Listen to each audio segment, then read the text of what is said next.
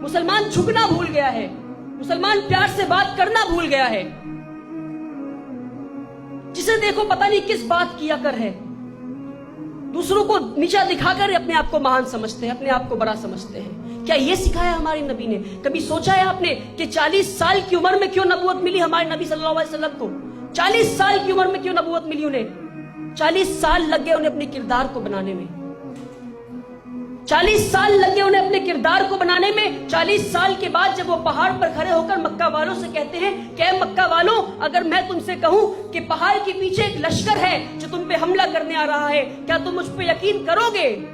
तो मक्का वाले कहते हैं मोहम्मद तू तो अल-अमीन है, तू तो ईमानदार है, मोहम्मद तू तो अस-सादिक है, तू तो सच्चा है। पूरी दुनिया झूठ बोल सकती है मोहम्मद, तू झूठ नहीं बोल सकता। पूरी दुनिया धोखा दे सकती है मोहम्मद, तू धोखा नहीं दे सकता। हमें और आपको अस-सादिक और अमीन बनने के लिए नबी बनने की जरूरत नहीं है। हर मुसलमान इस देश का, इस दुनिया का अस-सादिक सच्चा बन सकता है और अल-अमीन ईमानदार बन सकता है। मेरे भाइयों, सच्चाई और ईमानदारी तो हमारा गहना है। क्यों हमने अपने गहनों को उतार दिया? क्यों हमने अपने गहनों को उतार दिया? किरदार बनाना है तो उमर बिन खत्ताब रजी अल्लाह ताला अन्हो की तरह किरदार बनाओ कि 1/3 दुनिया के बादशाह, उनकी बादशाहियत 1/3 वर्ल्ड पे थी, 22 लाख स्क्वायर मील्स पे उनकी बादशाहियत थी। 1/3 दुनिया का बादशाह।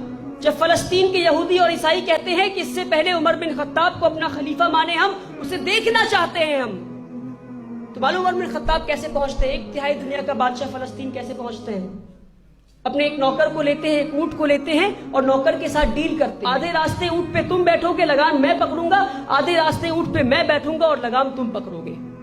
और जब फलस्तीन पहुंचते हैं तो उस वक्त उनके ऊंट पकड़ने की बारी आती है, तो नौकर कहता है, उनका खादिम कहता है कि अब तो फलस्तीन पहुंचने वाले हैं, आपके स्वागत में सारे ईसाई यहूदी खड़े होंगे, आइए मुझे लगाम पकड़ने दीजिए। वो कहते नहीं, अब मेरी बारी है, लगाम मैं पकड़ूंगा। अरे देखो 1/3 दुनिया का बादशाह फलस्तीन में दाखिल कैसे होता है। वीआईपी कल्चर वाले, लाल बत्ती में घूमने वाले, एक एमएलए, एक एमपी, एक मिनिस्टर बन के पता नहीं किस बात की रौब दिखाते हो। देखो 1/3 दुनिया का बादशाह फलस्तीन में दाखिल कैसे होता है। फलस्तीन में दाखिल हो रहा है, लाल कारपेट बिछा उनके स्वागत में, उनका नौकर उनके ऊंट पे बैठा है, वो लगाम पकड़े हैं, फटी हुई कमीज पहनकर 17 जिसमें 17 पैबंद है, वो दाखिल होते हैं फलस्तीन में। ये 1/3 दुनिया का बादशाह है, ये इस तरह दाखिल होते हैं। जब फलस्तीन के यहूदी और ईसाई देखते हैं तो कहते हैं अगर ये उमर बिन खत्ताब है तो हमें कोई परेशानी नहीं इसे अपने खलीफा मानने में। तो ये था उनका किरदार। आज मुसलमानों को चीखना और चिल्लाना पड़ रहा है अपनी सच्चाई को बयान करने के लिए। अपना किरदार ऐसा बनाओ कि तुम्हें चीखना और चिल्लाना ना पड़े, तुम्हें देखकर लोग कहें अरे ये कैसे हमारे साथ बुरा कर सकता है, अरे इसके पूर्वजों ने कैसे हम पे जुल्म किया, इसका किरदार तो देखो। महात्मा गांधी ने कहा if you want to learn good governance read up the life of Umar bin Khattab. अगर तुम्हें देश को चलाना सीखना है तो उमर बिन खत्ताब रजी अल्लाह ताला अन्हु की जिंदगी को पढ़ो। तो मेरे भाइयों, अपने किरदार को बना लो। क्यों आज हमने अपनी मस्जिदों को सिर्फ 5 वक्त की नमाज के लिए महदूद कर दिया? क्या हमारी मस्जिदें सिर्फ 5 वक्त की नमाज के लिए है? क्यों हमने अपने इमाम को सिर्फ महदूद कर दिया कि वो सिर्फ 5 वक्त की नमाज पढ़ाएंगे? अरे इमाम तो वो है जो पूरे इलाके का इमाम होगा। क्यों नहीं अपनी मस्जिदों के बाहर हम पानी का कल लगा सकते हैं ताकि आते जाते मुसाफिर, जो परेशान लोग हैं, जो प्यासे हैं, वो पानी पी सकते? क्यों नहीं ऐसा कर सकते हम?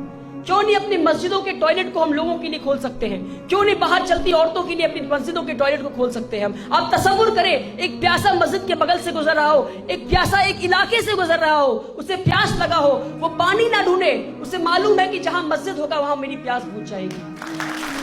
तसव्वुर करें, सिर्फ तसव्वुर करें, एक हिंदू परिवार अपने एक रास्ते से गुजर रहा हो, उनकी वाइफ को, उनकी बीवी, उनकी बहन, उनके बच्चों को बाथरूम इस्तेमाल करना हो, वो बाथरूम ना ढूंढे, वो मस्जिद ढूंढे कि जहां मस्जिद होगा वहां हमें आराम मिल जाएगा। तसव्वुर करें, अगर हम ऐसा करते तो क्या आज हमें जिल्लत की जिंदगी जीनी पड़ती। मेरे भाइयों, हमने अपने नबी के तरीकों को भुला दिया।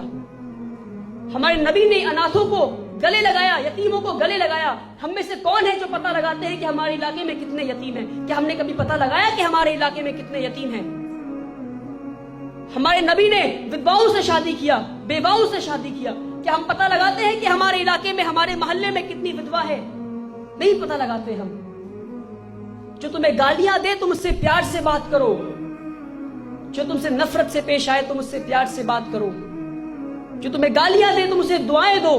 یہی ہمارے نبی نے سکھایا ہے. میرے بھائی اپنے کردار کو ٹھیک کر لو. قرآن کی آیت کو یاد رکھو. اللہ کہتے ہیں قرآن میں وَتَعِزُّ مَن تَشَاءُ وَتَذِلُّ مَن تَشَاءُ، بے شک ذلت اور عزت اللہ دیتا ہے. اگر آج ہم ذلت کی زندگی جی رہے ہیں تو یہ ذلت بھی اللہ دیا ہے. اور یقین مانے اگر آج اپنا کردار ٹھیک کر لیے تو بہت جلد وہ دن دور نہیں کہ پھر سے ہماری زندگی میں عزت آ جائے گا. پھر سے لوگ، پوری دنیا ہمیں عزت کی نظروں سے دیکھے گی. صرف اپنے کردار کو ٹھیک کر لیں آپ. اللہ تعالیٰ ہندوستان، اہل ہندوستان کے دلوں میں اسلام کے لیے عزت، مسلمانوں کے لیے پیار بخشے.